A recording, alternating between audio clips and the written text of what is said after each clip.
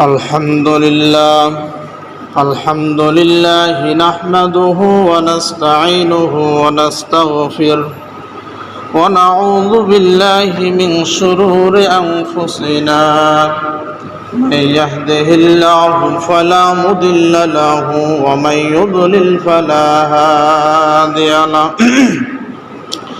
وأشهد أن لا إله إلا الله وحده لا شريك له وأشهد أن محمدًا عبده ورسوله الذي أرسله بالحق بشيرًا ونذيرًا وداعيا إلى الله بإذنه وسراجا منيرا أما بعد فأعوذ بالله من الشيطان الرجيم بسم الله الرحمن الرحيم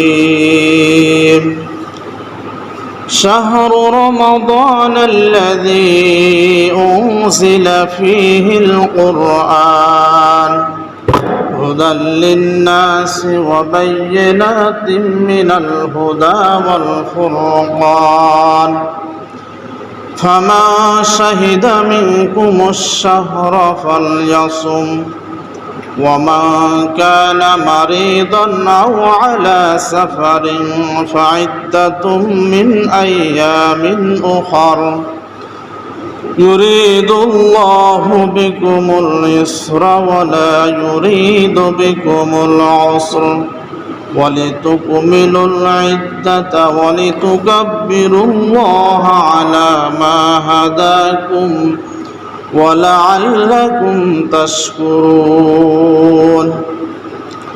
وإذا سألك عبادي عني فإني قريب أجيب دعوة الداع إذا دعان فليستجيبوا لي وليؤمنوا بي لعلهم يرشدون أو كما قال عليه الصلاة والسلام بني الإسلام على خمس شهادة أن لا إله إلا الله وأشهد أن محمدًا عبده ورسوله وإقام الصلاة وإيتاء الزكاة والصوم والحج الحمد لله সমস্ত প্রশংসা সুখ্যাতি সাধুবাদ ও স্তুতিবাদ আদায় করছি সেই উপমাহীন তুলনাহীন দৃষ্টান্তহীন আদিহীন অন্তরহীন কারণহীন সেই সত্তার প্রাপ্য যিনি নভমণ্ডল ও ভূমণ্ডলকে সৃষ্টি করে সুসজ্জিত করেছেন, পাহাড় পর্বত সাগর ঝর্ণা বন বনানী এগুলোকে উত্তম কাঠামো দ্বারা সৃষ্টি করেছেন এবং প্রত্যেক সৃষ্টিকে সুনিয়মিতভাবে পরিচালনা করেছেন। আনজালা মাতারাম মিনাস সামা, যিনি আকাশ হতে বৃষ্টি বর্ষণ করে শুষ্ক জমিনকে আমাদের জন্য আর্দ্র করে পশু পাখি মানুষ প্রত্যেকটা সৃষ্টির জন্য খাবার উৎপাদন করেন, তাই তার শুকরিয়া বলি আলহামদুলিল্লাহ। শুধু তাই নয়, আল্লাহ সুবহানাহু ওয়া তাআলা রাসূল সাল্লাল্লাহু আলাইহি সাল্লামকে ইন্ডিকেট করে বলছেন, তুমি বলে দাও উল্লাউ কানাল বাহরু মিদাদাল লিকালিমাতি রাব্বি লানাফিদাল বাহর, যদি তুমি বলে দাও যদি সমুদ্রকে কালি বানিয়ে দেওয়া হয়, পৃথিবীতে যে সমুদ্র রয়েছে এই সমুদ্রের পানিকে যদি কালি বানিয়ে দেওয়া হয় এবং পৃথিবীতে যত তরুলতা গাছ বৃক্ষ আছে সবগুলোকে যদি কলম হিসাবে ব্যবহার করা হয়, আল্লাহ সুবহানাহু ওয়া তাআলার শুকরিয়া নিয়ামত একত্ববাদ যদি লেখা শুরু হয়, আল্লাহ সুবহানাহু ওয়া তাআলা বলছেন লানাফিদাল কালিমা, কালেমা শেষ হবে না কিন্তু কালি শেষ হয়ে যাবে। সমুদ্রের পানি শেষ হয়ে যাবে, পৃথিবীতে যত বৃক্ষলতা আছে সবগুলো কলম হিসাবে ব্যবহার করলেও ক্ষয় হয়ে যাবে, কিন্তু আল্লাহ সুবহানাহু ওয়া তাআলার শুকরিয়া জ্ঞাপন করে আমরা শেষ করতে পারবো না। তাই আমরা ছোট্ট একটি বাক্য দ্বারা শুকরিয়া আদায় করে থাকি প্রতিনিয়ত। শুধু আমরা বলি আলহামদুলিল্লাহ, যে অবস্থায় থাকি বলি আমরা আলহামদুলিল্লাহ। ভাইরা আমার, শুধু তাই নয়, অন্তর বিশান্তর ধারায় ধারাবাহিকভাবে শান্তি অবতীর্ণ হোক সেই মহামানবের প্রতি, সেই মহাজনদরদের প্রতি, যার মতো মহামানব, যার মতো মহাজনদরদি এই ধারালক্ষ্যে পরিলক্ষিত হয়নি, যিনি জনগণের হিতকার কাজের জন্য অন্যায়ের বিরুদ্ধে প্রতিরোধ গড়ে তুলে গেছেন। মিনাজ যুলুমাত ইলান নূর, যিনি অন্ধকারের পথ হতে আলোর দিশা, আলোর পথ দেখিয়ে গেছেন, হেদায়েতের পথ দেখিয়ে গেছেন। অন্ধকার আইয়ামে জাহেলিয়াতের পথ থেকে তিনি সামাজিক এবং নূরের পথ আল্লাহ পাক রব্বুল আলামিন তার মাধ্যমে দেখিয়ে দিয়েছেন। তার উপর দুরূদ সাল্লাল্লাহু বর্ষিত হোক। আমরা সকলে আল্লাহুম্মা সাল্লি আলাইহি আল্লাহুম্মা বারিক আলাইহি। প্রিয় মুসাল্লিবৃন্দ, মহাগ্রন্থ আল কোরআনে কারিমের আয়াতসমূহ থেকে একটি আয়াত এবং রাসূলের অগণিত হাদিস থেকে একটি হাদিস আমি পাঠ করেছি। কোরআন এবং হাদিসের সামনে রেখে সংক্ষিপ্ত আলোচনা এটি করব। ওমা তাওফীক ইল্লা বিল্লাহি আলাইহি তাওয়াক্কালতু ওয়া ইলাইহি উনীব।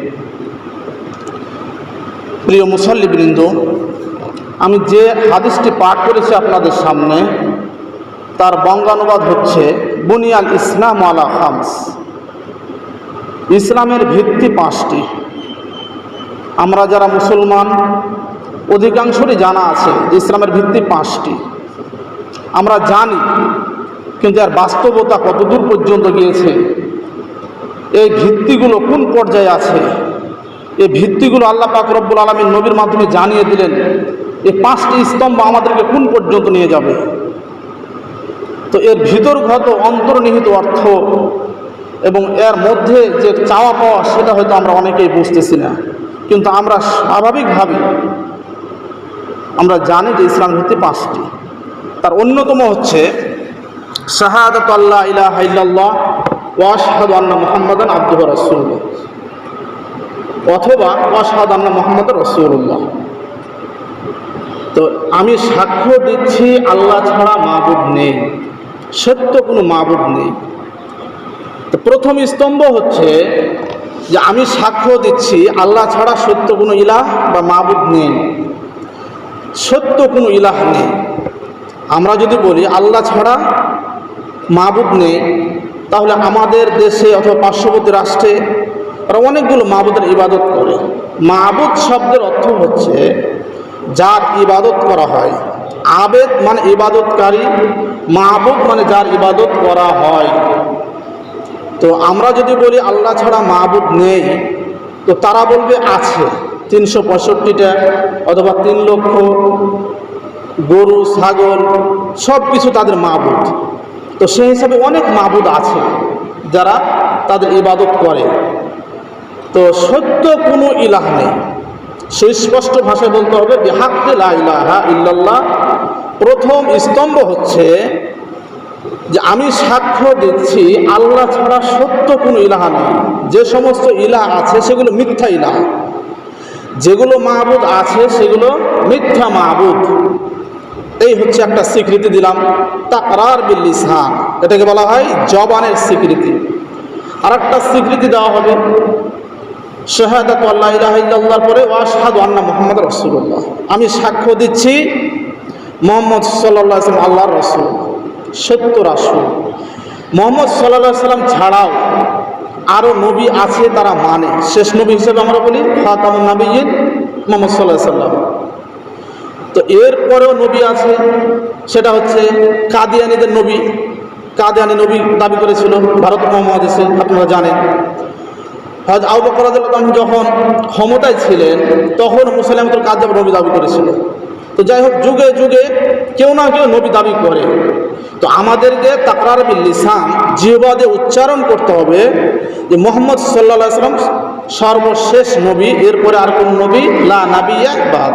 তিনি তো বলেই গেছেন যে আমার পরে কোনো নবী আসবে না, যদি কোনো নবী আসতেন তাহলে উমর নবী হতেন। এই কথা বলেছেন না, লা নাবিয়া বাদি লাউ নাবিয়া উমার, যদি নবী হতেন উমার হতেন।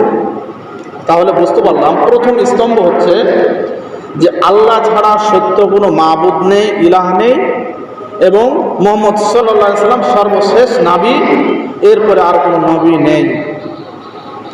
পৃথিবীতে ইহুদি খ্রিস্টান বৌদ্ধ নাসারা যে কোনো বেধর্মী যদি বলে আমি ইসলাম গ্রহণ করতে চাই, তাহলে তাকে এই কালেমা স্বীকার করতে হবে, তাকরার বিল লিসান, জবান দিয়ে উচ্চারণ করতে হবে যে আল্লাহ ছাড়া কোনো সত্য ইলাহ নেই, মুহাম্মদ সাল্লাল্লাহু আলাইহি সাল্লাম সর্বশেষ নবী, এই কথা তাকে বলতে হবে।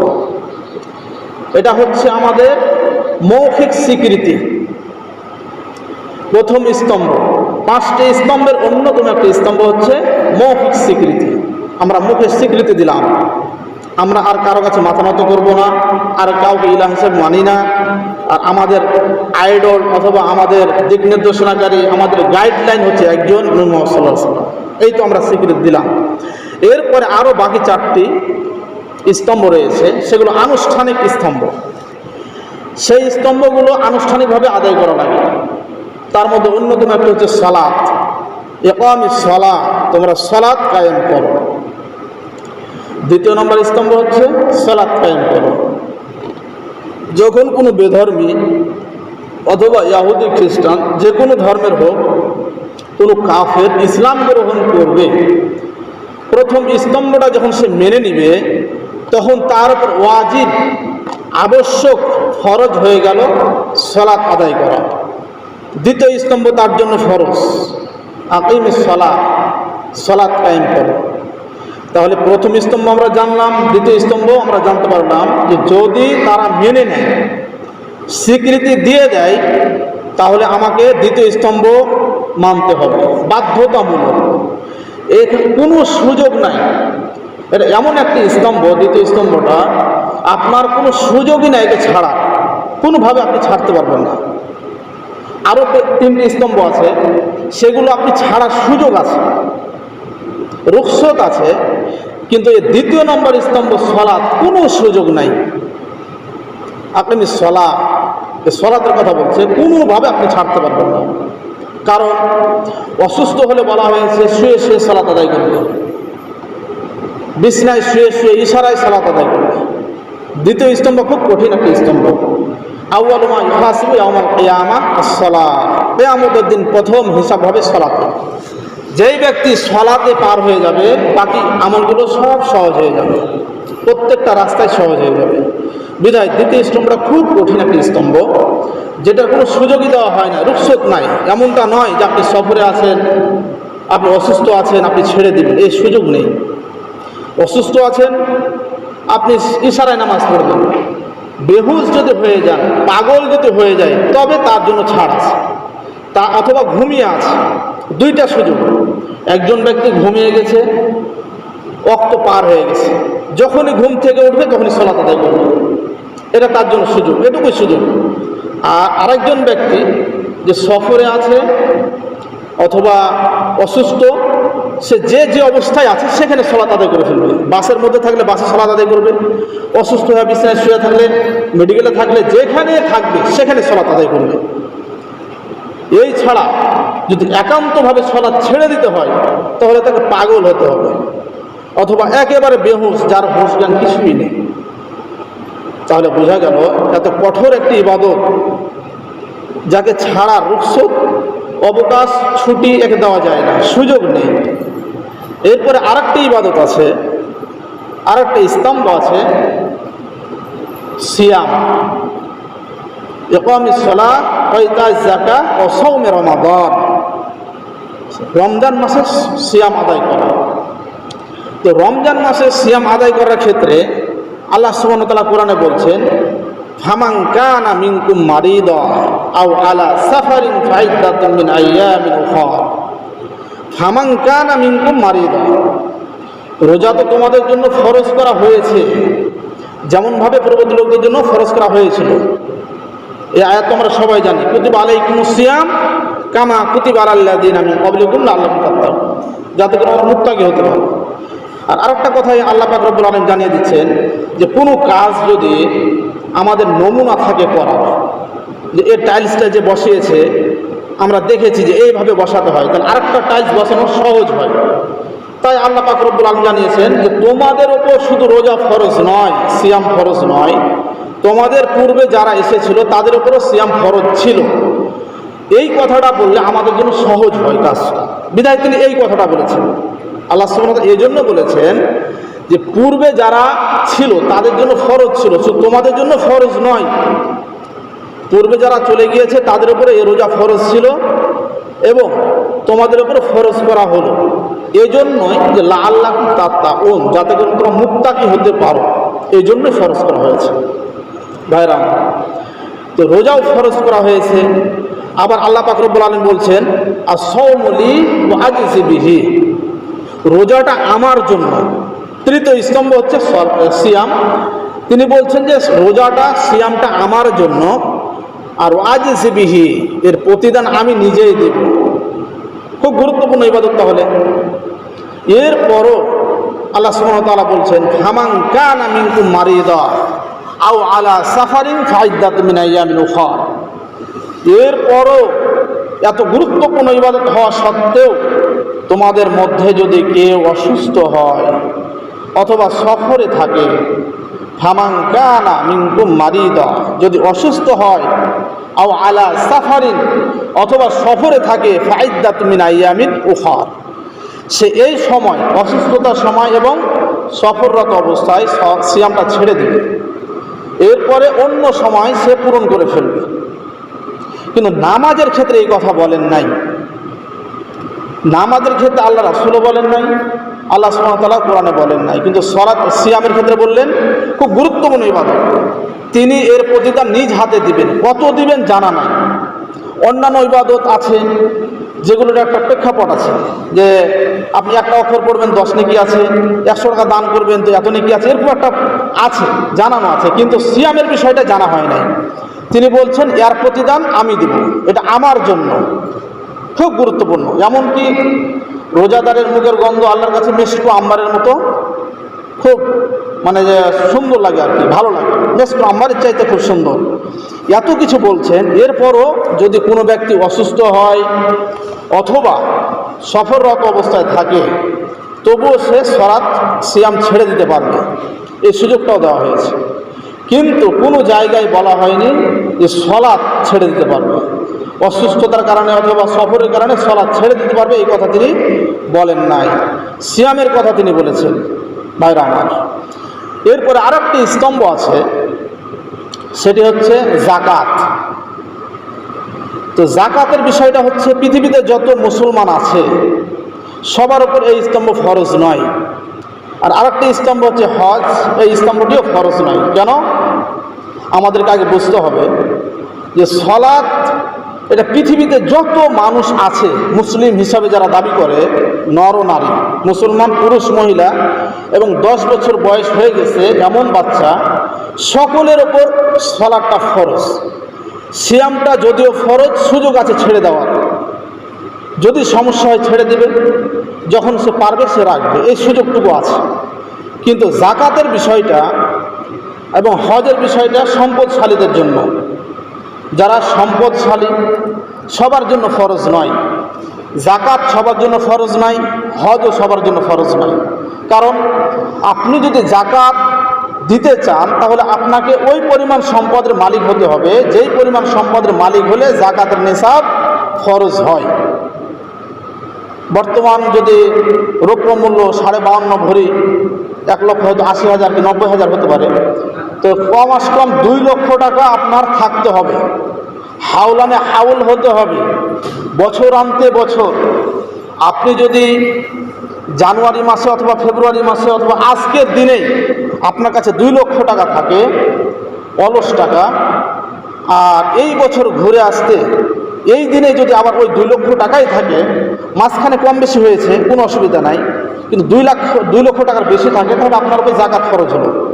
তাহলে স্পষ্ট হলাম যে যাকাতটা আল্লাহ পাক রব্বুল আলামিন ফরজ করেছেন এটা সম্পদশালী ধনী ব্যক্তিদের উপরে, সবার উপরে নয়।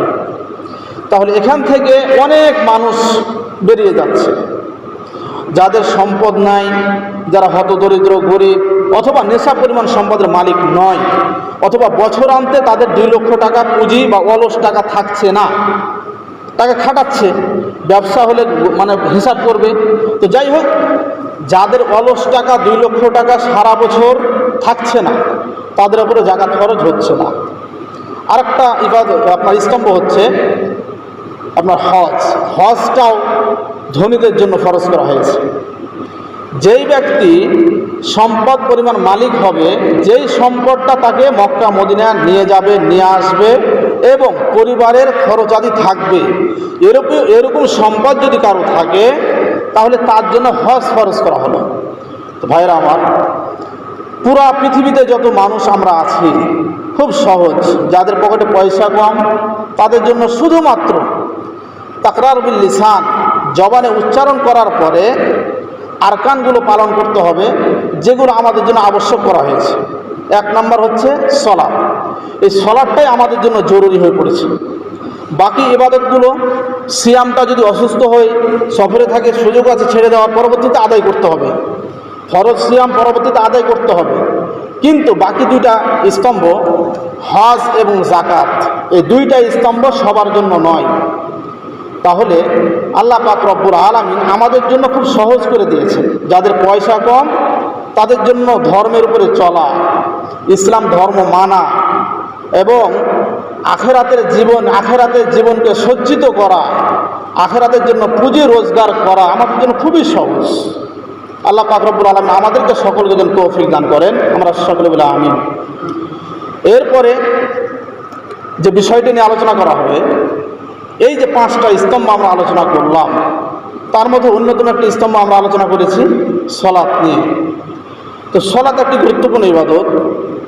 তো এই সলাতটি যখন আমরা আদায় করব, কিভাবে আদায় করব? আমরা চাইলেই কি জোহরের সলাতটা 10টার দিকে আদায় করে ফেলতে পারবো? পারবো না। আসরেরটা 1টার দিকে আদায় করতে পারবো না। মাগরিবেরটা বিকেলে আদায় করতে পারবো না। তো আল্লাহ পাক রব্বুল আলামিন কিছু ইবাদতকে, এই ইবাদতগুলোর মধ্য থেকে যে 4টি আনুষ্ঠানিক ইবাদত যেটা আমরা আলোচনা করলাম, এই আনুষ্ঠানিক ইবাদতগুলোর মধ্য থেকে কিছু ইবাদতকে সূর্যের সাথে সম্পৃক্ত করেছেন, আর কিছু ইবাদতকে চাঁদের সাথে সম্পৃক্ত করেছেন।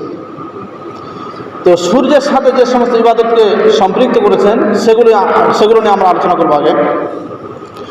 এবং সূর্যের সাথে সম্পৃক্ত করলেন কেন, চাঁদের সাথে সম্পৃক্ত করলেন না কেন?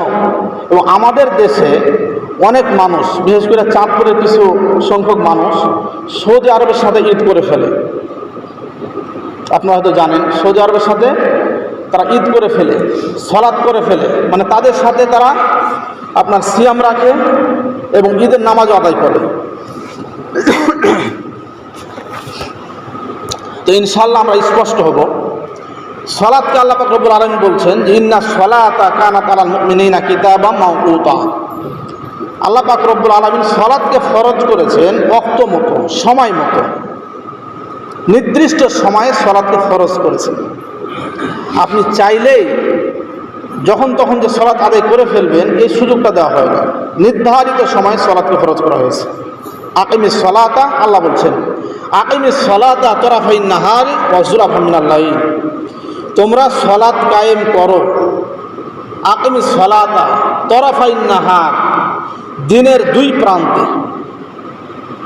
আল্লাহ পাক রব্বুল আলামিন সলাতকে সূর্যের সাথে সম্পৃক্ত করলেন। আপনি যদি সলাতটা আদায় করতে চান, তাহলে আপনাকে সূর্যে দেখে আদায় করতে হবে। অর্থাৎ সলাতকে আদায় করতে গেলে আল্লাহ বলছেন যে দিনের 2 প্রান্তে আদায় করো। তরফা নাহার, দিনের 2 প্রান্ত। তো দিনের 2 প্রান্ত কোনটা? একটা হচ্ছে ফজরের সলাত, একটা হচ্ছে মাগরিবের সলাত। 2টা সলাত তিনি এই আয়াতের মধ্যে বললেন। আকিমিস সলাতা তরফাইন নাহার ওয়া যুলাফাম মিনাল লাইল। এবং রাত্রি যখন ঝুঁকে যায়, যুলাফাম মিনাল লাইল, রাতের কিছু অংশে, এবং রাতের কিছু অংশ সলাত আদায় করো। তো সেটা ইশার সলাত হতে পারে। তাফসীর কারকগণ বিভিন্নভাবে ব্যক্ত করছেন এটা সলাত এশার হতে পারে, মাগরিব হতে পারে। আরেকটা আয়াত বলছেন আকিমিস সালাতা লিদুলুকিশ শামস, তোমরা সলাত আদায় করো যখন সূর্য হেলে যায়, ঢলে যায়, মানে দুপুরের সলাতটার কথা বলছেন, জোহরের সলাত। আকিমিস সালাতা লিদুলুকিশ শামস ইলা ওয়াসাকিল লাইল, এবং রাতের অন্ধকার যখন ছেয়ে যায় তখন তোমরা সলাত আদায় করো। তাহলে আমরা বুঝতে পারলাম যে সূর্য যখন হেলে যাবে তখন সলাত আমরা আদায় করব, এটা জানিয়ে দিলেন আল্লাহ পাক রব্বুল আলামিন। আবার জানিয়ে দিলেন দিনের দুই প্রান্তে সলাত আদায় করো, ফজর এবং মাগরিব। আবার রাতের কিছু অংশে এশার পেলাম। আরেকটা আয়াত আল্লাহ পাক রব্বুল আলামিন বলছেন হাফিজু আলাস সালাওয়াতি ওয়াস সালাতুল উসতা, তোমরা বিশেষ করে মধ্যবর্তী সালাতের হেফাজত করো। উস্তা সালাত বলা হয় আসর সালাতকে। তাহলে আমরা 5 ওয়াক্ত সালাত পেলাম 3টি আয়াতের মাধ্যমে। স্পষ্টভাবে একই আয়াতের মাঝে আপনি 5 ওয়াক্ত সালাত পাবেন না, টাচ পাওয়া যেতে পারে। সুবহানাল্লাহি ইউমসিনা ওই সাব্বিহুনা একটা আয়াত আছে, ওখানে হয়তো 5 ওয়াক্ত সালাত ক্লিয়ার নাই, অনুমান করা যায়। এবং ইবনে তাইমিয়া বলছেন যে এখানেও ধরে নেওয়া যায় যে 5 ওয়াক্ত সালাত এখানে আল্লাহ রাব্বুল আলামিন বলছেন। তো যাই হোক, 3টি আয়াত আমরা ক্লিয়ার হলাম যে 5 ওয়াক্ত সালাত আল্লাহ পাক রব্বুল আলামিন ফরজ করেছেন। এই 5 ওয়াক্তই কিন্তু দিনের সাথে সম্পৃক্ত, অর্থাৎ সূর্যের সাথে সম্পৃক্ত, এগুলো চাঁদের সাথে সম্পৃক্ত নয়। বিধায় আমাদেরকে এই সালাতগুলো আদায় করতে গেলে চাঁদের সাথে সম্পর্ক রেখেই, সূর্যের সাথে সম্পর্ক রেখে আদায় করতে হবে। আবার আমরা ইফতার যে করি, যে ইফতারটা করি, এটা সূর্যের সাথে সম্পৃক্ত, যার ফলে আপনার চট্টগ্রামে যদি ইফতার হয় 6টায়, আমাদের বাড়ি রাজশাহী নওগাঁ, সেখানে আমরা ইফতার করি 6টা 7 মিনিটে, 8 মিনিটে, মানে প্রায় 8 মিনিটের ডিফারেন্ট, 8 মিনিটের ডিফারেন্ট। এই জন্য বলছি কিছু ইবাদত আল্লাহ পাক রব্বুল আলামিন চাঁদের সাথে সম্পৃক্ত রেখেছেন, আর কিছু ইবাদত সূর্যের সাথে সম্পৃক্ত রেখেছেন। এখন কেউ যদি অন্যের সাথে মিলাতে চায়, আপনাকে আরেকটা কথা স্পষ্ট হতে হবে আগে, যে কিছু সময় আগে জানতে হবে। আল্লাহ বলছেন ইন্না সলাতা কানাত আলাল মুমিনিনা কিতাবা মাওকুতা, সলাতটাকে ফরজ করা হয়েছে ওয়াক্ত মতো, সময় মতো। তো সময়টা কোত্থেকে আসলো, সময়টা কোত্থেকে আসছে, এ সময় গণনা কিভাবে শুরু হলো এবং কিভাবে আমাদেরকে বলে দেওয়া হলো এটা ফজরের সময়, এটা মাগরিবের সময়, এটা জোহরের সময়, এটা আসরের সময়। এই সময়গুলো বলে দিল কে, বলে দিল কেমনে, বলে দিল এই সময়টাই বা সৃষ্টি হলো কী করে? ভূগোল, ইসলামিক ভূগোল সেখানে আছে পৃথিবীর আহ্নিক গতি এবং বার্ষিক গতির ফলে এই সময়ের উৎপত্তি হয়। আহ্নিক গতি এবং বার্ষিক গতির কারণে এই সময়ের উৎপত্তি হয়, যার ফলে এই সময়গুলোকে বৈজ্ঞানিক ব্যাখ্যায় এনারা এক একটা সময়কে এক একভাবে ঘড়ি আবিষ্কার করেছে এবং এই সময়গুলোকে তারা ফিক্স করেছে। তো এই সময়গুলোকে 2 ভাগে তারা ভাগ করেছে, একটা হচ্ছে স্থানীয় সময়, একটা হচ্ছে প্রমাণ্য সময়। তো প্রমাণ সময় তারা ভাগ করলেন আল্লাহ এই কথা ওয়াক্তুন, এই সময় থেকে তারা 2টা ভাগে ভাগ করলে সময়টাকে, একটা হচ্ছে প্রমাণ সময়, একটা হচ্ছে স্থানীয় সময়। তো আমরা যে সমস্ত ইবাদত বান্দেগুলো করি সেগুলো স্থানীয় সময় হিসাবে করে থাকি, আর প্রমাণ সময় পুরা রাষ্ট্রের জন্য চলে। যেমন প্রত্যেকের ঘড়িতে এখন বাজে 12টা কত 45 না 40, পুরা বাংলাদেশে চট্টগ্রাম হোক অথবা আমাদের রাজশাহী হোক, আপনি সবার ঘড়িতে দেখবেন এখন 12টা 40 বাজে। সবার ঘড়িতে একটা টাইম, একই টাইম,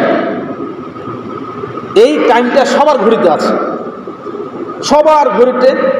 এবং খবর শুনেন, যথাসময়ে খবর দেয়, 7:30টার খবর প্রত্যেকের ঘড়িতে 7:30টায় বাজছে। এই সময়টাকে বলা হয় প্রমাণ সময়। এই সময়টা হচ্ছে প্রমাণ সময়। এই সময়টা নির্ধারণ করা হয়েছে প্রত্যেকটা রাষ্ট্রে, প্রত্যেক রাষ্ট্রের সময়টা নির্ধারণ আছে। ওর রাষ্ট্রের জন্য সবার ঘড়িতে একটা সময় হবে। সৌদি আরবে যাবেন, আমাদের থেকে 3 ঘন্টা ডিফারেন্ট আছে, 3 ঘন্টা 20 মিনিট মতো। ওখানে গিয়ে দেখবেন ওদের ঘড়ির সময়টা সবার জন্য এক সমান। কারণ কি?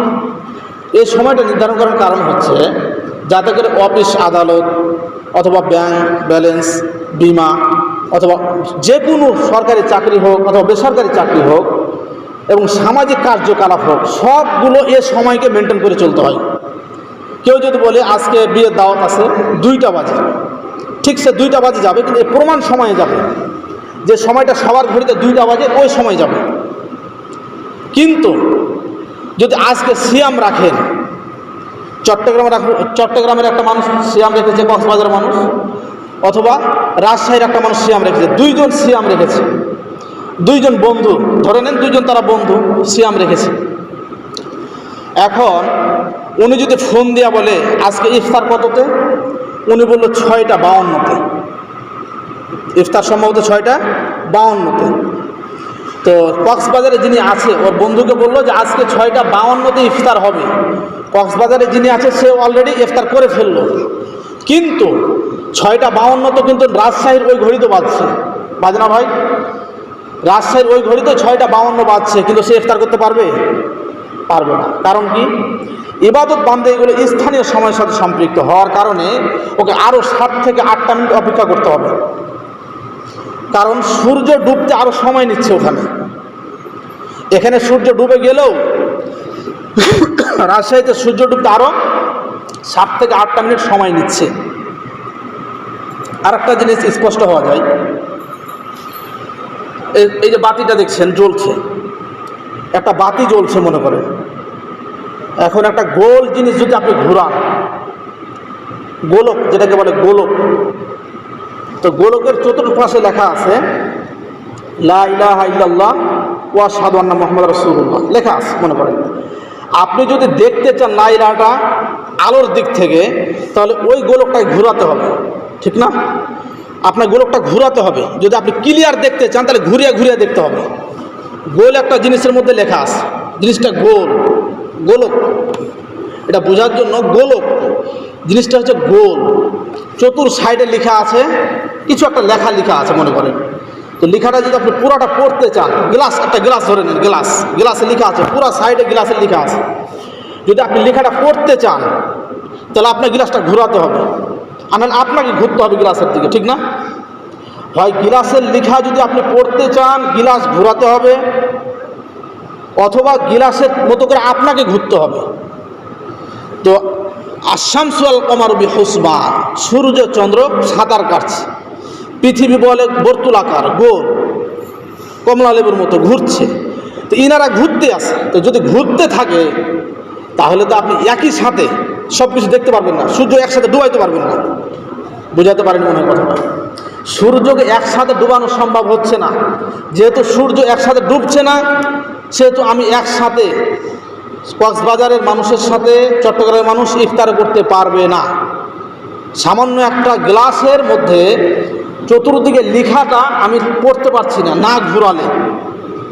তাহলে সূর্যটাকে তো ঘুরতে হচ্ছে, ওকে ঘুরে ওই পর্যন্ত ডুবতে হবে, তো অস্তমিত যেতে হবে। অস্তমিত না গেলে তো আপনি ইফতার করতে পারবেন না। তো এখান থেকে সময়ের উৎপত্তি হয়, যে সময়টাকে 2 ভাগে ভাগ করা হয়। একটা হচ্ছে প্রমাণ্য সময়, আর একটা হচ্ছে স্থানীয় সময়। তো প্রমাণ্য সময়ে আমরা পৃথিবীতে চলার জন্য, সামাজিক কাজকর্ম, যাবতীয় কাজকর্ম করার জন্য আমরা প্রমাণ্য সময় ব্যবহার করে থাকি। সবাই বলি 7:30 বেজে গেছে, এখন চলে যেতে হবে অফিস।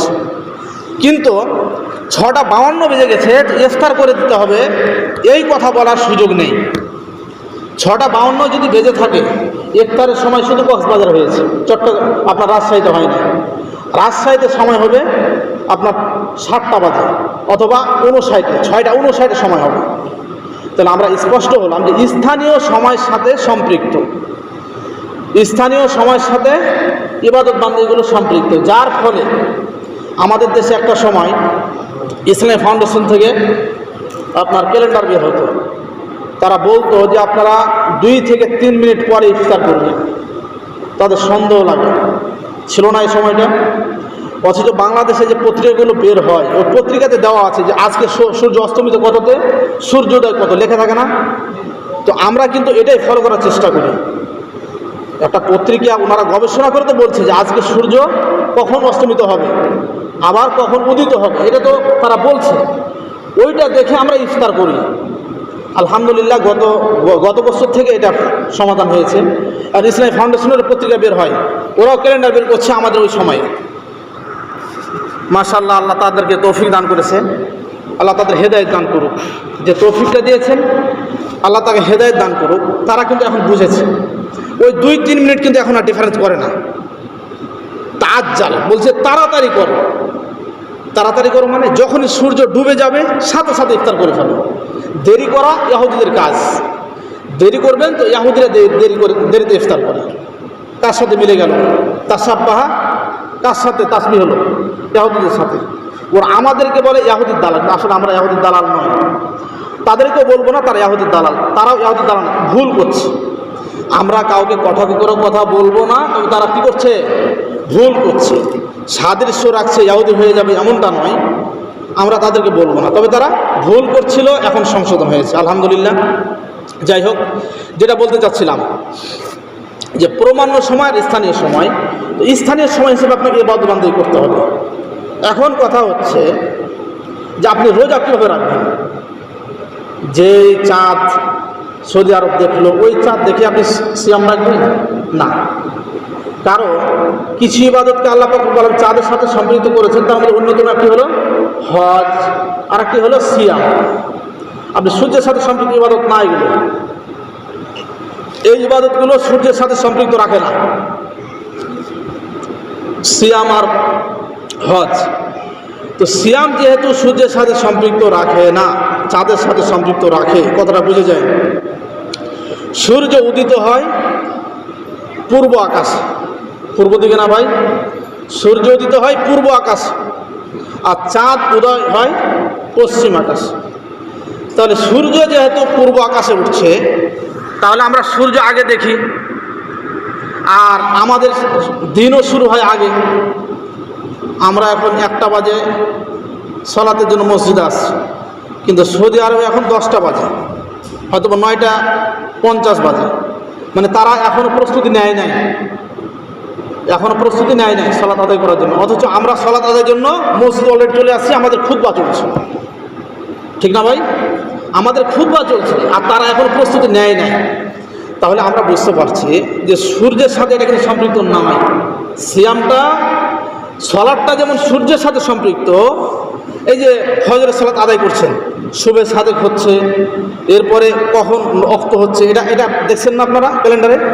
দেখার পরে কখনো 5 মিনিট কম বেশি হচ্ছে তো সূর্যের কারণে। সূর্য অস্তমিত হচ্ছে অথবা সূর্য যখন উদিত হচ্ছে 5 মিনিট পরে উদিত হচ্ছে, তখন আপনি 5 মিনিট বাড়াই দিচ্ছেন, 5টা বলে দিচ্ছেন যে আজকে 4:30টায় সালাত হবে অথবা 35 হবে, বলছেন না? কেন বলছেন? সূর্যের সাথে সম্পর্ক, যে সালাতের সম্পর্কটা সূর্যের সাথে, যার কারণে বলছেন আপনি যে আজকে ফজরের সালাত আদায় হবে 4:35। কেন বললেন? ওই যে সূর্য আপনার কিছু পরে উদিত হচ্ছে, এই কারণে তো বলছেন। কিন্তু সিয়ামটাকে আল্লাহ পাক রব্বুল আলামিন চাঁদের সাথে সম্পৃক্ত করেছে, সূর্যের সাথে না। বিধায় সূর্য উদিত হচ্ছে পূর্ব আকাশে, আর চাঁদ উদিত হচ্ছে পশ্চিম আকাশে। এখন কথা হচ্ছে 3 ঘন্টা 20 মিনিটের ডিফারেন্টের কারণে আমরা একদিন পিছিয়ে যাব। আমাদের দেশে যারা সৌদি আরবের সাথে ঈদ করছে, তারা কিন্তু এই কথাটা বলছে যে যেখানে মাত্র 3 ঘন্টা 20 মিনিট, এই 3 ঘন্টা 20 মিনিটের কারণে আমরা একদিন পিছিয়ে যাব। বাইরে আগেই বলেছি একটা কথা, যে ইবাদত বান্দেগিগুলো স্থানীয় সময়ের সাথে সম্পৃক্ত, মাথায় রাখবেন, প্রমাণ সময়ের সাথে নয়। প্রমাণ সময় ঠিক আছে, 3 ঘন্টা আপনি হিসাব করেছেন, 3 ঘন্টা এটা প্রমাণ সময়, 3 ঘন্টা 20 মিনিট এটা প্রমাণ সময়। তাদের দেশে ওই ঘড়িতে দেখবেন 3 ঘন্টা 20 মিনিট পার্থক্য আছে সূর্যের সাথে সম্পৃক্ত রাখতে গিয়ে। কিন্তু চাঁদের সাথে যখন আপনি সম্পৃক্ত রাখবেন, তো চাঁদটা তো আপনাকে দেখতে হবে। আল্লাহ কি বলছেন? সুমু লিরুয়াতিহি, তোমরা সিয়াম রাখো চাঁদ দেখে, হ্যাঁ, ওয়াফতিরু লিরুয়াতিহি, আর ইফতার করো অর্থাৎ ভেঙে দাও, ঈদ করো চাঁদ দেখে, বলছেন না? তো মাতালে, ইখতিলাফুল মাতালে বলা হয়, চাঁদের উদিত হওয়ার স্থানটা ভিন্ন। এই ভিন্নতার কারণে মত পার্থক্য চলে আসছে, এই ভিন্নতার কারণেই মত পার্থক্য চলে আসছে। 3 ঘন্টা 20 মিনিট এখানে নয়, আমাদের স্থানীয় সময় বুঝতে হবে যে 3 ঘন্টা 20 মিনিট নয়, কত মিনিট? আপনি যদি চাঁদকে দেখতে চান, খালি চোখে চাঁদ দেখতে চান, যেহেতু আল্লাহ বলছেন চাঁদ দেখে রোজা রাখো, আর চাঁদ দেখে কী করো, তাহলে চাঁদ দেখে ভেঙে দাও, ঈদ করে ফেলো। তা আপনি যদি চাঁদ দেখতে চান তাহলে সূর্য এবং চাঁদের মাঝে 10.5 ডিগ্রি অ্যাঙ্গেল হতে হবে। আর এই 10.5 ডিগ্রি অ্যাঙ্গেল চাঁদকে তৈরি করতে সময় লাগে 17 থেকে 21 ঘন্টা। আমার কাছে একটা ইসলামিক ভূগোল আছে, আমি এখানে নিয়েও আসছি। আমার কাছে একটা ইসলামিক ভূগোল আছে, আমি এই ভূগোলটা নিয়ে আসছি, আমি এটা পড়ি। ওই ভূগোলে স্পষ্টভাবে দেওয়া আছে, আপনি যদি সূর্য এই চাঁদ দেখতে চান, খালি চোখে বাংলাদেশে চাঁদ দেখতে চান, সৌদি আরবে কিন্তু তারা চাঁদ দেখে নিয়েছে মনে করেন। আমরা যদি দেখতে চাই তাহলে চাঁদকে এবং সূর্যকে 10.5 ডিগ্রি অ্যাঙ্গেল হতে হবে, অর্থাৎ আপনি সরাসরি এখানে আছে দেখতে পাচ্ছেন না, তাহলে তাকে ঘুরতে হবে। চাঁদটা আমি যে দেখবো, চাঁদটাকে ঘুরে আসতে হবে। তো এ ঘুরতে গিয়ে আমাদের সময় নেয় 17 থেকে 21 ঘন্টা। এখন বলেন 3 ঘন্টা ডিফারেন্স নাকি 21 ঘন্টা ডিফারেন্স? আমাদের সমস্যাটা হলো আমরা হয়তোবা অনেকটাই বোঝার চেষ্টা করি না, অথবা ইচ্ছাকৃত বল প্রয়োগ করে, অথবা এক হতেও আছে, আমি বলবো না যে নাই, তারা যদি পালন করে সে সুযোগটাও আছে, যেহেতু মতপার্থক্য আছে। এবং যদি পুরা বিশ্ব, অনেকগুলো কাহিনী আছে এখানে বলতে গেলে, যেমন যদি আপনি পুরা পৃথিবীকে একদিনে সিয়াম রাখতে চান, একদিনে ঈদ করতে চান, তাহলে পুরা পৃথিবীতে একজন শাসক হতে হবে, আর সে হবে আমিরুল মুসলিমিন হতে হবে। পারবেন? বাংলাদেশে একজন শাসক, ইন্ডিয়ার একজন শাসক আছে না শাসক, তারপরে আপনার পাকিস্তানের একজন শাসক, মধ্যপ্রাচ্যে অনেকগুলো শাসক তখন হয়েছিল। মতপার্থক্য আছে মানে তখন কিন্তু সম্ভব হয়েছিল কিছুটা দেশ, সবগুলো আবার না। ইবনে আব্বাস আবার বিরুদ্ধে করেছেন যে না, মদিনার সাথে আমরা সম্পর্ক রেখে সামনে সিরিয়াতে আমরা ঈদ করবো না, রোজা করবো। তখনও কিন্তু একটা পার্থক্য আছে, এখনও ওই মতপার্থক্য চলে আসছে। কারণ কেন পার্থক্য চলে আসলো? ইখতিলাফুল মাতালে, চাঁদের উদয়মানটা ভিন্ন, চাঁদ উদিত হওয়ার জায়গাটা ভিন্ন, যার কারণে এই ইখতিলাফুল মাতালেটা চলে আসছে। ঠিক আছে, তো যাই হোক, যেটা বলছিলাম যে যদি আপনি খালি চোখে চাঁদ দেখতে চান তাহলে 17 থেকে 21 ঘন্টা অ্যাঙ্গেল হতে হবে সূর্যটাকে, তাকে ঘুরে আসতে হবে, সাঁতার কেটে আসতে হবে। তো এতটুকু সময় আস্তে আস্তে একটা দিনের কাছাকাছি হয়ে যায়, বিধায় আমরা একদিন পরেই আমরা সিয়ামও রাখি, আবার ঈদও করি। আলহামদুলিল্লাহ, এই কারণে করে থাকি। আমাদের মনে হয় বুঝতে কষ্ট হচ্ছে। আমরা 17 থেকে 21 ঘন্টা পার্থক্যের কারণে চাঁদটা দেখতে আমাদের প্রায় 21 ঘন্টা চলে যাচ্ছে। এই 21 ঘন্টার কারণেই আমরা পরের দিন, যেদিন সৌদি আরব রোজা রাখে তার পরের দিন আমরা রোজা রাখি, যেদিন তারা ঈদ করে তার পরের দিন আমরা ঈদ করি। তারা চাঁদ কিন্তু আগে পায়, আর আমরা 16 বছর আগে শুরু হয়, চাঁদের বছর তাদের দিক থেকে শুরু হচ্ছে। তারা চাঁদের বছর আগে পাচ্ছে, তারা তো পশ্চিমে আমাদের দিকে, ঠিক না? তো তারা তো চাঁদ পশ্চিম আকাশে উঠে, যার ফলে তারা চাঁদ আগে পাচ্ছে, চন্দ্র বছর তারা আগে পেয়ে যাচ্ছে, আর 16 বছর আমরা আগে পাচ্ছি। তো 16 বছর এবং চাঁদের বছরের মধ্যে পার্থক্য আছে। আবার 16 বছর আবার 365 দিনে হয়, 66 দিনে হয়। 365 দিন 6 ঘন্টায় 16 বছর হয়। 365 দিন 6 ঘন্টাতে 16 বছর হয়। আবার 4 বছর পর গিয়ে 366 দিনে 16 বছর হয়। এই 365 দিন 6 ঘন্টা 4 বছর পর 4 6 24 মিলিয়ে লিপিয়ার বছর গণনা করা হয়, যার ফলে 16 বছরগুলো 30-এ হয়, 31-এ হয় এবং 28-এ হয়। যেই বছর লিপিয়ার বছর হয়, ফেব্রুয়ারি মাস হয় 29-এ। এই হচ্ছে অধিবর্ষ, এটাকে বলা হয় অধিবর্ষ, এটাকে বলা হয় লিপিয়ার বছর। সেটা 4 বছর পর পর হয়। ওই যে 365 দিন 6 ঘন্টাকে পুষিয়ে নেওয়ার জন্য 4 বছর পর 4 6 24 ঘন্টাকে মিল করে একটা দিন বেরিয়ে আসে।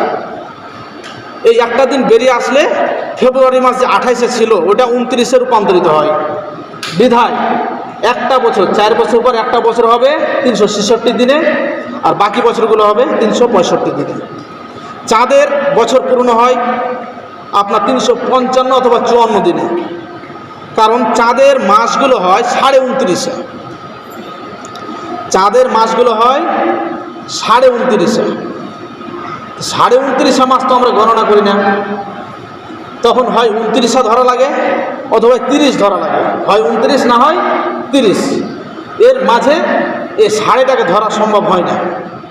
বিদায় কোনো বছর 354 দিনে হয়, কোনো বছর 355 দিনে হয়, কোনো বছর আমরা 30টা রোজা রাখি, কোনো বছর আমরা 29টা রোজা রাখি। তো যাই হোক, আমরা আলোচনা করতেছিলাম যে আল্লাহ পাক রব্বুল আলামিন কিছু ইবাদতকে চাঁদের সাথে আর কিছু ইবাদতকে সূর্যের সাথে সম্পৃক্ত রেখেছেন, এবং সেই ইবাদতগুলো যদি আমরা সূর্যের সাথে সম্পৃক্ত রেখে আদায় করি অথবা চাঁদের সাথে যে সমস্ত ইবাদত সম্পৃক্ত আছে সেগুলো যদি চাঁদের সাথে সম্পৃক্ত রেখে আদায় করি, তাহলে আমাদের মধ্যে মতপার্থক্য আসে না, এবং আমাদের মাঝে এই ঝামেলা ঝগড়া অথবা আরেকজনকে আপনার কাফের মুরতাদ ফতোয়া দেওয়া, ইহুদি দালাল বলা, আমাদেরকে ইহুদি দালাল বলা হয়, এগুলো বলা যায় না। যদি এগুলো বুঝে আসে যে আসলেই বাস্তবতা তো এটাই, যদি একটু বুঝতে পারে তাহলে আমাদেরকে গালি দেবে না, কেউ গালি দেবে না। তবে বুঝতে হবে ভাই, আমরা কাউকে গালিও দিচ্ছি না, আমরা তাদের জন্য হেদায়েতের দোয়া করি, আল্লাহ তাদের বুঝ দান করুন, সঠিক বুঝ দেখ। কিন্তু আমরা তাদেরকে গালিও দেব না, আমরা তাদের জন্য দোয়া করব। আমাদেরকে যারা গালি দিবে আমরা তাদের জন্য হেদায়েতের দোয়া করব। আল্লাহ পাক রব্বুল আলামিন আমাদেরকে যেন এই তৌফিকটুকু দান করেন। এরপরে হজের ইবাদত, হজ একটি ইবাদত, এটিও কিন্তু চাঁদের সাথে সম্পৃক্ত। আচ্ছা, চাঁদের সাথে সম্পৃক্ত রেখে যে ইবাদতগুলো আল্লাহ পাক রব্বুল আলামিন সম্পৃক্ত করে আমাদেরকে আনুষ্ঠানিকভাবে পালন করার সুযোগ দিলেন, এই ইবাদতগুলো সূর্যের সাথে সম্পৃক্ত করলে কি সমস্যা হতো আর কি উপকার হয়েছে একটু আমরা শোনার চেষ্টা করি। যেমন সৌর বছর হয়, আপনারা তো শুনলেনই যে 11 দিনের পার্থক্য হচ্ছে সৌর বছর এবং চাঁদের বছরের সাথে, চন্দ্র বছরের সাথে। তো প্রত্যেক 33 বছরে একটি চাঁদের বছর বেড়ে যায়। আপনারা যারা কোনো এক সময় জানুয়ারিতে রোজা রেখেছেন, যার বয়স 70-80 তারা বলতে পারবে, বা 50-এর উপরে, কোনো এক সময় যদি আপনি জানুয়ারি মাসে রোজা রেখে থাকেন তো 33 বছর পরে আপনি জানুয়ারি মাস পাবেন, আবার রোজা পাবেন না?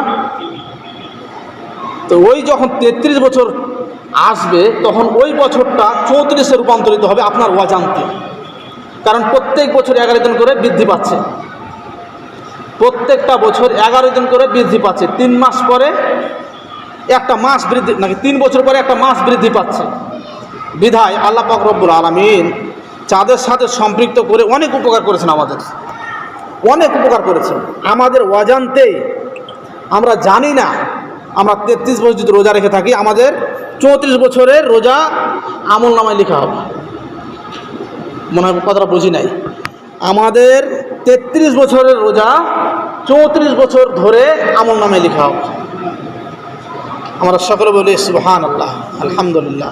যাই হোক, আরেকটা কথা, শুধু এটুকুই নয়, আরেকটা উপকার হচ্ছে দক্ষিণ গোলার্ধ এবং উত্তর গোলার্ধ। তো দুই গোলার্ধের দিন রাত এবং ঋতু পার্থক্য আছে। তো যদি জুন মাসে রোজা ফরজ করা হতো, মনে করেন 16 বছর সাথে সম্পৃক্ত রেখে আল্লাহ রোজা ফরজ করেছে, জুন মাসে রোজা ফরজ ধরে নেন, তাহলে সারাটা জীবন আমাদেরকে জুন মাসে রাখা লাগতো। যারা দক্ষিণ গোলার্ধে আছে বা উত্তর গোলার্ধে আছে তারা সারাটা জীবন খুব পিপাসিত, খুব কষ্টে রোজা রাখত। আর দক্ষিণ গোলার্ধে যারা আছে তারা খুব আরাম আয়েসে, খুব ছোট্ট দিন রাত বড় তারা রোজা রাখত। যার ফলে আল্লাহ পাক রব্বুল আলামিন এই বৈষম্য দূর করার জন্য সবাই যেন সব ঋতুতে রোজা রাখার সক্ষমতা পায়। এই যে বৈষম্য বিরোধী আন্দোলন হলো আমাদের দেশে, বৈষম্য আল্লাহ করেন নাই, আল্লাহ করেন নাই, যার কারণে চাঁদের সাথে সম্পৃক্ত রেখেছে। যদি সূর্যের সাথে সম্পৃক্ত হতো তাহলে বৈষম্য হতো। কেমনে? যারা উত্তর গোলার্ধে আছে সারা জীবন কষ্টে রোজা রাখতো, আর যারা দক্ষিণ গোলার্ধে আছে সারা জীবন আরামে শীতে রোজা রাখতো। এদের রোজার সময় হতো মাত্র 10-11 ঘন্টা 12 ঘন্টা, আর তাদের রোজার সময় হতো 14-15 ঘন্টা, 2-3 ঘন্টা বেশি হতো। শুধু এটুকুই নয়, এইভাবে রোজা চাঁদের সাথে সম্পৃক্ত রাখার কারণে আরেকটা উপকার হয়েছে, প্রত্যেক ঋতুতে রোজা রাখার এক্সপিরিয়েন্স, অভিজ্ঞতা অর্জন হয়। যারা গরমের দিন গ্রীষ্মকালে রোজা রাখতে পারে না তারা হয়তো বলতে পারে নিজের মনকে, আমরা তো চাই কিছু মানুষ ভালো হোক, হেদায়েতের পথে আসুক, কাউকে গালিগালাজও করা যাবে না, কেউ বেআমলদার সালাত আদায় করে না তাকে তুচ্ছ তাচ্ছিল্যও করা যাবে না, তার জন্য দোয়া করতে হবে। তো এটাও তো বলতে পারি আমরা সহজভাবে নিব, ইসলামের সব কথাগুলোকে পজিটিভ নিব, নেগেটিভ না। এটাও তো বলতে পারি আমরা যে মানুষগুলো গ্রীষ্মে রোজা রাখতে পারে না, যদি শীতকালে আসে, শরৎকাল আসে, তারা তো রোজা রাখতে পারবে। তখন তো এমনিতেই সকালে খেয়ে নিলে দুপুরে খাওয়ার প্রয়োজন হয় না, সকালে খাবার খেলে দুপুরে খাওয়ার প্রয়োজনই হয় না। ছোট্ট দিন, শীতের দিন খাবারের প্রয়োজন মনে হয় না, সময় শেষ।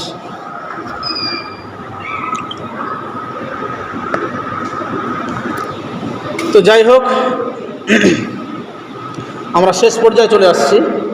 তো আল্লাহ পাক রব্বুল আলামিন কিছু কিছু ইবাদত সূর্যের সাথে সম্পৃক্ত রেখেছেন, কিছু ইবাদত চাঁদের সাথে সম্পৃক্ত রেখেছেন। চাঁদের সাথে সম্পৃক্ত রাখার ফলে আমাদের জন্য আল্লাহ পাক রব্বুল আলামিন দয়া করেছেন, মহামানবের অনেক উপকার করেছেন। যেমন বললাম 33 বছর 34 বছরের ইবাদত আমাদের আমলনামা লেখা হবে। হজ যদি কেউ 80 বছর পর্যন্ত হজ করতে থাকে, কোনো ব্যক্তি প্রতি বছর তো যায়, যাদের পয়সা আছে তারা 33 বছর হজ করে, 34 বছর হজ লেখা হবে তার আমলনামায়। কেউ যদি জাকাতও আদায় করে চন্দ্র বছর হিসাব করে, ওর অজান্তেই 33 বছর জাকাত দিলে 34 বছরের আমলনামায় লেখা হবে। গরিব দুঃখীরা 33 বছরের জাকাত 34 বছরে পেয়ে যাবে।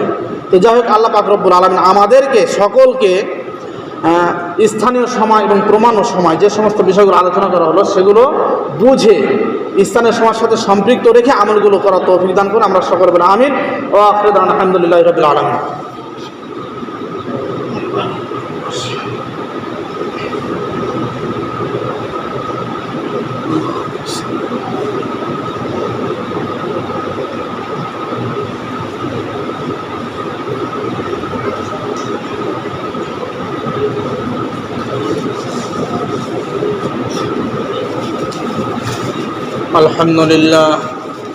আলহামদুলিল্লাহ ওয়াহদাহু ওয়াসসালাতু ওয়াসসালামু আলা মান লা নাবিয়্যা বা'দা।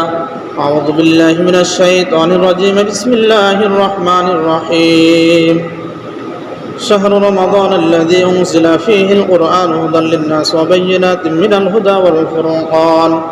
ফামান শাহিদা মিনকুমুশ শাহরা ফালইয়াসুম ওয়া মান কানা মারিদান আও আলা সাফারিন ফা'iদ্দাতুম মিন আইয়ামিন উখার। ইউরিদুল্লাহু বিকুমুল ইসরা ওয়া লা ইউরিদু বিকুমুল উসরা ولتكملوا العدة ولتكبروا الله على ما هداكم ولعلكم تشكرون. ربنا ظلمنا أنفسنا وإن لم تغفر لنا وترحمنا لنكونن من الخاسرين. ربنا آتنا في الدنيا حسنة وفي الآخرة حسنة وقنا عذاب النار. رب ارحمهما كما ربياني صغيرا. رب ارحمهما كما ربياني صغيرا. اللهم بارك لنا في أولادنا. اللهم بارك لنا في أمهاتنا. اللهم بارك لنا في أولادنا. اللهم بارك لنا في أزواجنا. اللهم انصر من نصر دين. اللهم انصر من نصر دين. اذهب الباس رب الناس واشف أنت الشافي لا شفاء إلا شفاءك شفاء لا يغادر سقما. اذهب الباس رب الناس واشف أنت الشافي لا شفاء إلا شفاءك شفاء لا يغادر سقما. ربنا هب لنا من أزواجنا. ربنا هب لنا من أزواجنا وذرياتنا قرة أعين واجعلنا للمتقين إماما. ربنا لا تؤاخذنا إن نسينا أو أخطأنا. ربنا ولا تحمل علينا إصرا كما حملته على الذين من قبلنا.